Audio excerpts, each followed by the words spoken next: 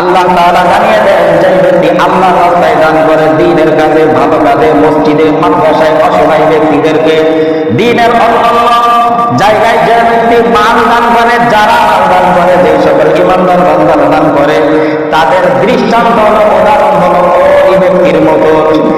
যে ব্যক্তি একটা বীজ রোপণ করে, জমিনের মধ্যে একটা বীজ রোপণ করে, ওই একটা বীজ থেকে 7টা গাছ বের হয়, 7টা শীষ বের হয়, প্রত্যেকটা শীষের মধ্যে 100 করে দানা হয়। তাহলে যে ব্যক্তি একটা বীজ রোপণ করে, শেষমেশ পরিশেষে ওই ব্যক্তি 700 দানা পেয়ে যায়। 7টা শীষ বের হয়, প্রত্যেকটা শীষের মধ্যে 100 করে দানা, তাহলে 7টা শীষের মধ্যে 700 দানা। যে ব্যক্তি একটা বীজ রোপণ করে, আল্লাহ বলেন ওই ব্যক্তি যেমন নাকি একটা রোপণ করে 700 পেয়ে গেল। যে ব্যক্তি আল্লাহর রাস্তায় 1 টাকা খরচ করবে, কোনো একটা জিনিস দান করবে, আল্লাহ তাআলা ওই ব্যক্তিকে